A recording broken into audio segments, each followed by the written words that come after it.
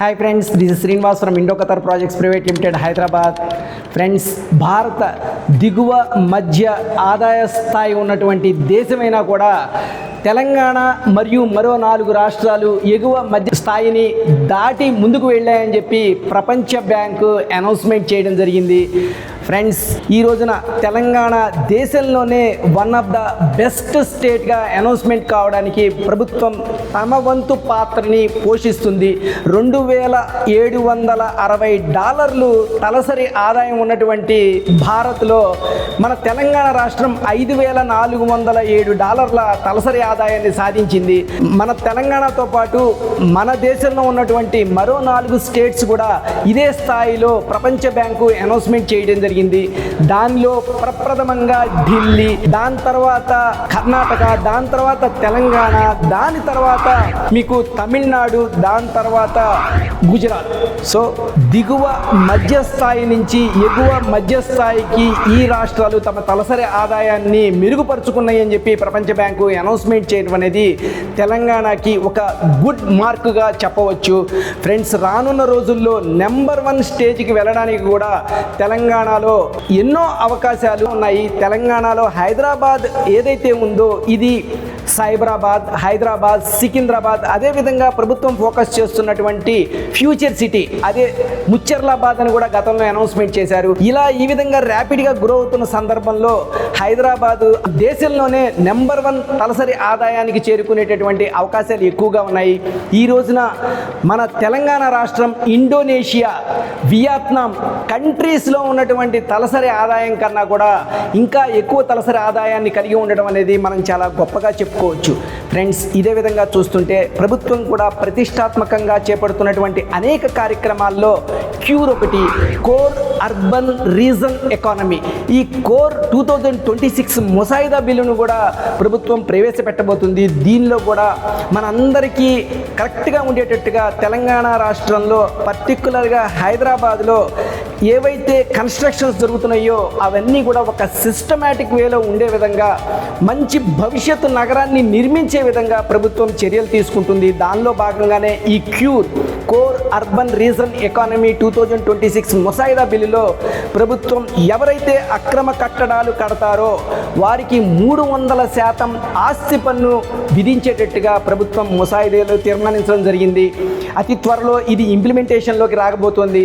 ఏదైతే set backs ఉన్నాయో set backs implementation చేయని వాళ్ళకి 25% పెనాల్టీ, అదేవిధంగా 4 ఫ్లోర్లు 3 ఫ్లోర్లు కన్స్ట్రక్షన్కి పర్మిషన్ తీసుకొని 5-6 ఫ్లోర్లు కట్టిన వాళ్ళకి ఆస్తి పన్నులో పెంపే కాకుండా వాళ్ళకు కూడా పెనాల్టీలు విధించే విధంగా ఒక చట్టాన్ని రూపొందిస్తున్నారు.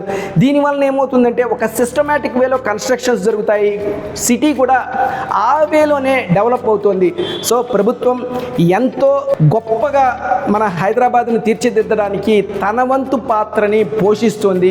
అదేవిధంగా మనం గతంలో చెప్పుకుంటున్నట్టుగా ఈ మన ఫ్యూచర్ సిటీ అనేది ఏదైతే ఉందో ఫ్యూచర్ సిటీ పరిసర ప్రాంతాల్లో ఏర్పాటు కాబోతున్నటువంటి కంపెనీలకు సంబంధించి అతి త్వరలో అనౌన్స్మెంట్స్ కూడా జరగబోతున్నాయి. ఫౌండేషన్ స్టోన్స్ కూడా వేయబోతున్నారు.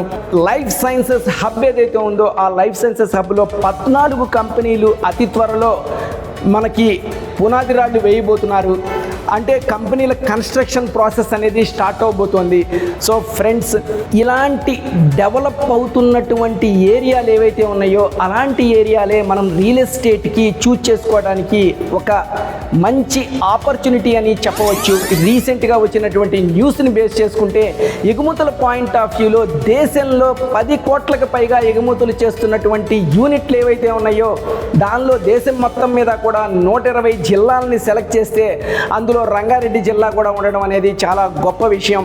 రంగారెడ్డి జిల్లాలో మహేశ్వరం, ఇబ్రహీంపట్నం ఇలా ఎన్నో ప్రాంతాల్లో ఉన్నటువంటి యూనిట్ల ద్వారా ఏవైతే ఎగుమతులు 740 కోట్ల రూపాయల ఎగుమతులు జరుగుతున్నాయి, అలా 740 కోట్ల రూపాయల ఎగుమతులు అవుతున్న వాటిని 2000 కోట్ల రూపాయల ఎగుమతులు చేయడానికి కూడా ప్రభుత్వం సన్నాహాలు చేస్తోంది. సో ఫ్రెండ్స్, ఎన్నో యూనిట్లు పెరగడానికి అవకాశం ఉంది.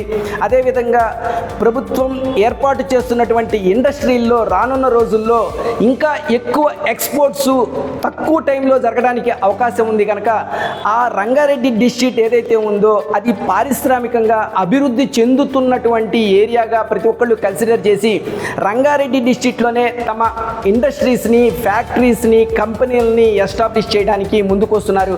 సో ఫ్రెండ్స్, ఒక్కసారి కనుక రంగారెడ్డి డిస్ట్రిక్ట్లో అంటే మ్యాక్సిమం ఏరియా అంతా కూడా ఫ్యూచర్ సిటీ సరౌండింగ్ ఏరియాల్లో ఉంది కనుక అలాంటి పరిసర ప్రాంతాల్లో కనుక ఎవరైనా సరే ఇన్వెస్ట్మెంట్స్ చేస్తే అక్కడ ఎంప్లాయ్మెంట్ ఎక్కువగా జనరేట్ అయ్యేటటువంటి అవకాశం ఉంది కనుక ఆ సరౌండింగ్ ఏరియాల్లో ఇన్వెస్ట్మెంట్ చేసినటువంటి ల్యాండ్స్లో రెసిడెన్షియల్ జోన్ కింద కన్వర్ట్ అయ్యి కమింగ్ డేస్లో నివాస ప్రాంతాలుగా మారుతాయి కనుక అలాంటి ఏరియాలు తొందరగా డెవలప్ అవడానికి అవకాశం ఉంది. ఫ్రెండ్స్, మన Telangana government districts exports hub central government ఏదైతే ఉందో ఆ సెంట్రల్ గవర్నమెంట్ ఏర్పాటు చేస్తున్నటువంటి DEH కింద చాలా కంపెనీలని ఆ సరౌండింగ్ ఏరియాల్లో ఏర్పాటు చేసి ఆ సరౌండింగ్ ఏరియాల్లో పర్టికులర్గా ఎక్కడైతే కంపెనీస్ ఎస్టాబ్లిష్ చేసి ఎంప్లాయ్మెంట్ జనరేట్ చేసి ఎగుమతుల్ని తక్కువ పీరియడ్లో ఎక్కువ క్వాంటిటీలో చేయడానికి అవకాశం ఉందో అలాంటి ఏరియాల్లో కంపెనీలకి పర్మిషన్ ఇవ్వడం జరుగుతుంది.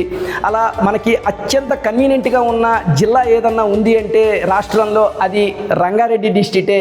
ఎందుకంటే రంగారెడ్డి డిస్ట్రిక్ట్ ఎయిర్పోర్ట్కి దగ్గరగా ఉండడం, ఔటర్ రింగ్ రోడ్డుకి దగ్గరగా ఉండడం, అదేవిధంగా రాబోయే RRRకి కూడా కనెక్టివిటీ బాగా ఉండడం, ఆ సరౌండింగ్ ఏరియాల్లో ప్రభుత్వం ఫోకస్ చేసి రేడియల్ రోడ్లని ఎస్టాబ్లిష్ చేయటం, రకరకాల కంపెనీలకి అక్కడ పర్మిషన్ ఇవ్వడం, మనకి పర్టికులర్గా ఏరోస్పేస్ రంగంలోను, ఇంజనీరింగ్ రంగంలోను, ఎలక్ట్రానిక్స్ రంగంలోను, అదేవిధంగా మన క్లాత్కి సంబంధించినటువంటి రంగాల్లోనూ ఎక్కువగా ఎక్స్పోర్ట్స్ జరుగుతున్నాయి. అలా ఎక్స్పోర్ట్స్ జరుగుతున్నటువంటి కంపెనీలు ఏవైతే ఉన్నాయో అక్కడ డ్రై పోర్ట్ కూడా ఏర్పాటు అవుతుంది కనుక అక్కడి నుంచి మనం ట్రాన్స్పోర్ట్ చేయడం అనేది మనకి, ఎందుకంటే ఇన్ఫ్రాస్ట్రక్చర్ ఫెసిలిటీతో పాటు మౌలిక వసతులు కూడా ఎక్కువ ఉన్నాయి కనుక అక్కడి నుంచి ట్రాన్స్పోర్టేషన్ ఫెసిలిటీ ఉంది కనుక తక్కువ సమయంలో ఎక్కువ ఎక్స్పోర్ట్ చేయడానికి అవకాశం ఉంది కనుక రంగారెడ్డి జిల్లాని హయ్యెస్ట్ పీపుల్ కమింగ్ డేస్లో చూజ్ చేసుకుంటారు. ప్రస్తుతం కూడా చూజ్ చేసుకుంటున్నారు. గవర్నమెంట్ కూడా ఇండస్ట్రియల్ పాలసీని లిబరలైజ్ చేసి ఆ సరౌండింగ్ ఏరియాల్లో కంపెనీలకి వెంటనే పర్మిషన్ ఇస్తుంది కనుక ఆ సరౌండింగ్ ఏరియాల్లో రియల్ ఎస్టేట్ భూమి కూడా అతి త్వరలో ఎవరూ ఊహించని విధంగా రావడానికి ఎక్కువ అవకాశాలు ఉన్నాయి. ప్రభుత్వం ప్రతిష్టాత్మకంగా తీసుకొని ఏర్పాటు చేస్తున్నటువంటి ఫ్యూచర్ సిటీ సరౌండింగ్ ఏరియాల్లో 330 feet Ratan Tata green field highway కూడా ఏర్పడుతుంది కనుక ఈ హైవే వలన ఈ సరౌండింగ్ ఏరియాల్లో ఏర్పాటవుతున్నటువంటి కంపెనీలన్నిటికీ కూడా ట్రాన్స్పోర్ట్ ఫెసిలిటీ అనేది ఎక్సలెంట్గా ఏర్పాటయ్యేటటువంటి అవకాశం ఉంది. ఫార్మా రంగంలో కూడా మన హైదరాబాద్ నుంచి హయ్యెస్ట్ ఎక్స్పోర్ట్స్ అవుతాయి కనుక ఈ సరౌండింగ్ ఏరియాల్లో ఎక్కువ ఫార్మా కంపెనీలు లైఫ్ సైన్సెస్ హబ్ కింద ఏర్పాటవుతున్నాయి కనుక అక్కడ 4000 ఎకరాల ల్యాండ్ను కూడా ఎలకేట్ చేశాం కనుక ఈ గ్రీన్ ఫీల్డ్ హైవే ఏదైతే ఉందో దాంతోపాటుగా సపోర్టింగ్గా ఏర్పడుతున్నటువంటి రేడియల్ రోడ్స్ ఏవైతే ఉన్నాయో ఇవన్నీ కలిపి ఎగుమతులు ఎక్కువగా కావడానికి మనకి స్కోప్ చాలా ఎక్కువగా ఉంటుంది.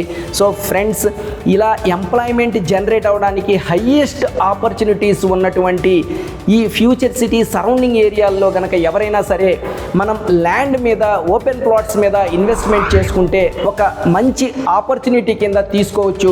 గతంలో 14,311 ఎకరాలు ఏవైతే ఉందో అంటే 19,333 ఏకర్స్ ల్యాండ్ ఫార్మాసిటీ కోసం కలెక్ట్ చేద్దామని గత ప్రభుత్వం డిసైడ్ అయితే దానిలో ఈ 14,000 చిల్లర ఎకరాలు ఏదైతే ఉందో ఆల్రెడీ ల్యాండ్ బ్యాంక్కి ప్రీవియస్గా ఫార్మాసిటీకి ఎలకేట్ చేసి ఆ ల్యాండ్ బ్యాంక్ రెడీమేడ్గా గవర్నమెంట్ చేతిలో ఉంది. ప్రభుత్వం కూడా ఈ ల్యాండ్ బ్యాంక్కి సంబంధించి ఒక మాస్టర్ ప్లాన్ అంటే ఒక ప్లాన్ని తయారు చేసి రిలీజ్ చేయడం జరిగింది. అంటే ప్రభుత్వం నుంచి ఒక ప్లాన్ కూడా తయారై రావడం జరిగింది. దానిలో ఏర్పాటు కాబోతున్నటువంటి ఎలక్ట్రానిక్స్ హబ్ కానీ, ఏఐసిటీకి సంబంధించి కానీ, అదేవిధంగా లైఫ్ సైన్సెస్ హబ్కి కానీ, స్పోర్ట్స్ హబ్కి కానీ, మెడికల్ టూరిజం హబ్కి కానీ ఇలా ఎన్నో రంగాలకి ఆల్రెడీ ఎలకేట్ చేయడం జరిగింది. దీంతో పాటుగా ప్రస్తుతం ఉన్నటువంటి గవర్నమెంట్ కూడా కొంత ల్యాండ్ బ్యాంక్ని ప్రొక్యూర్ చేసింది. అది ఇది కలిపి మొత్తం కలిపి 30,000 ఎకరాల్లో ప్రభుత్వం ఫ్యూచర్ సిటీని ఫామ్ చేస్తామని చెప్పడం జరిగింది.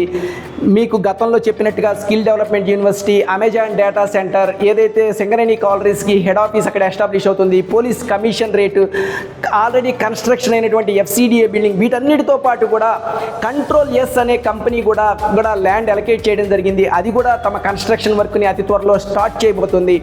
మోర్ ఓవర్ ప్రభుత్వం ఈ ల్యాండ్ ఎవరైతే ఇచ్చారో వాళ్ళందరికీ కూడా ఒక్కొక్క ఎకరానికి 120 గజాల చొప్పున ల్యాండ్ను కూడా ఆల్రెడీ ఇచ్చేసి వాళ్ళ పేర్ల మీద రిజిస్ట్రేషన్ చేయడం కూడా జరిగింది. సో ఫ్రెండ్స్, అక్కడ ఎలక్ట్రిసిటీ పాయింట్ ఆఫ్ వ్యూలో పవర్ గ్రిడ్ని ఏర్పాటు చేయడం జరిగింది. ఫ్యూచర్ సిటీకి ఎంతైతే ఎలక్ట్రిసిటీ కావాలో అంత ఎలక్ట్రిసిటీ సమకూర్చగల దమ్మున్నటువంటి కంపెనీ పవర్ గ్రిడ్, అది గవర్నమెంట్ సెక్టార్. సో ఫ్రెండ్స్, ఈ విధంగా మౌలిక వసతులన్నిటినీ కూడా ఆ సరౌండింగ్ ఏరియాల్లో ఏర్పాటు చేయడం వలన అక్కడ ఫ్యూచర్ సిటీకి మరింత శోభ వస్తుంది. అదేవిధంగా మన వాటర్ పాయింట్ ఆఫ్ వ్యూలో ఫ్యూచర్ సిటీకి సఫిషియెంట్, ఈ కంపెనీలన్నీ వచ్చి రెసిడెన్షియల్ జోన్ అంతా తయారైతే అక్కడ మనం మౌలిక వసతుల కింద వాటర్ను కూడా, డ్రింకింగ్ వాటరు, యూసేజ్ వాటరు, వీటన్నిటిని కూడా ప్రొవైడ్ చేయవలసి ఉంటుంది. ఆ వాటర్కి కూడా తగ్గ ఫెసిలిటీస్ని అరేంజ్ చేయడానికి గవర్నమెంట్ సమాయత్తం అవుతోంది. సో ఫ్రెండ్స్, ఫ్యూచర్ సిటీకి సమీపంలో కడతాల, అమంగల్ లాంటి ప్రాంతాలని కనుక మీరు చూజ్ చేసుకొని అక్కడ ప్రస్తుతం అవైలబుల్ ప్రైసెస్, అంటే ప్రైసెస్ పెరగకుండా అందుబాటు ధరల్లో ఉన్న ప్లేసెస్లో కనుక మీరు కనుక ఇన్వెస్ట్మెంట్ చేయడానికి కనుక ముందుకొస్తే ఖచ్చితంగా మనకి కమింగ్ డేస్లో మనకి మంచి రిటర్న్స్, మంచి ఎప్రిషియేషన్, మనం పెట్టిన ఇన్వెస్ట్మెంట్ మీద మంచి ఎప్రిషియేషన్ వచ్చేటటువంటి అవకాశాలు ఎక్కువగా ఉంటాయి. చాలామంది ఎన్నో రకాలుగా అడుగుతూ ఉంటారు, సార్ 5 ఏళ్లలో డబుల్ అవుతుందా లేదా 3 ఏళ్లలో డబుల్ అవుతుందా అని.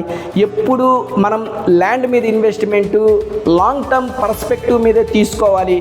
ఈ ఫ్యూచర్ సిటీ దగ్గరగా కొత్త ప్రభుత్వం ఏర్పాటైన దగ్గర నుంచి 2.5 సంవత్సరాలు 3 సంవత్సరాల నుంచి కూడా కంటిన్యూగా గవర్నమెంట్ ఫోకస్ చేసి అక్కడ రోడ్ల విస్తరణ కానీ, ఎఫ్సిడిఏ బిల్డింగ్ అని రకరకాలైనటువంటి అనౌన్స్మెంట్లు చేస్తూ కంపెనీకి ల్యాండ్ అలొకేట్ చేయడం కానీ ఇవన్నీ చేస్తుంది కనుక మనకి తక్కువ స్పాన్ ఆఫ్ టైంలోనే మంచి రిటర్న్స్ వచ్చేటటువంటి అవకాశం ఉన్న ఒకే ఒక ఏరియా హైదరాబాద్ సరౌండింగ్ ఏరియాల్లో, హైదరాబాద్ సబర్బన్స్లో అర్బన్ డెవలప్మెంట్ కింద మారబోతున్నటువంటి ఒకే ఒక area future city.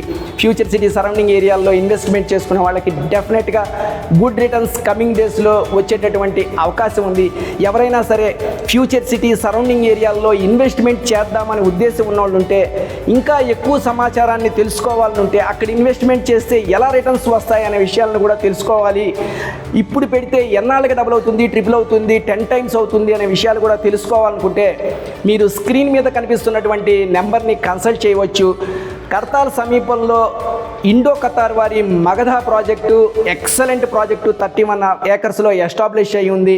Total size of project వచ్చేసరికి 100 ఏకర్స్ ప్రాజెక్టు. ఫేజ్ 1 కింద 31 ఏకర్స్లో డిటిసిపి మరియు రరా అనుమతులతో కంప్లీట్ షేప్లో, ఫైనల్ షేప్లో ఫినిష్ అయ్యే స్టేజ్లో ఉంది. అంటే రోడ్లు కానీ, డ్రైనేజీ కానీ, రిమైనింగ్ యాక్టివిటీస్ ఏవైతే ఉన్నాయో, curbing stone, compound wall, water facility, ప్రతి ప్లాట్కి water facility, plotting stone, water tank, ఇలాంటి ఏవైతే మౌలిక వసతులు ఉన్నాయో అవన్నిటినీ కూడా ఆ ప్రాజెక్ట్లో ఆల్రెడీ సమకూర్చి ఉన్నారు.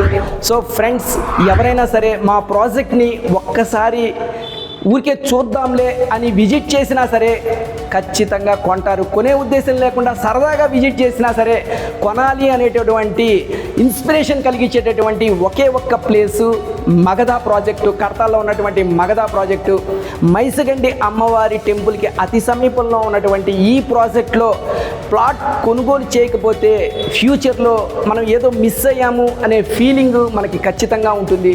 సో ఫ్రెండ్స్, ఫ్యూచర్ సిటీకి, ఎయిర్పోర్ట్కి, డ్రై పోర్ట్కి జరుగుతున్నటువంటి డెవలప్మెంట్స్ అన్నిటికీ కూడా అత్యంత సమీపంలో, హైవేకి దగ్గరలో ఉన్నటువంటి ఇలాంటి ప్రాజెక్టులో ఇన్వెస్ట్మెంట్ మిస్ చేసుకోవద్దు. మీకు ఏదైనా కంప్లీట్ షేప్ ఆఫ్ ఇన్ఫర్మేషన్ మా ప్రాజెక్టు గురించి కావాలన్నా, ఫ్యూచర్ సిటీకి సంబంధించిన ఇన్ఫర్మేషన్ కావాలన్నా కూడా మీరు స్క్రీన్ మీద కనిపిస్తున్నటువంటి నెంబర్కి మాకు కాల్ చేయవచ్చు. మరో వీడియోలో మరో సబ్జెక్ట్తో మళ్ళీ కలుసుకుందాం ఫ్రెండ్స్. బాయ్.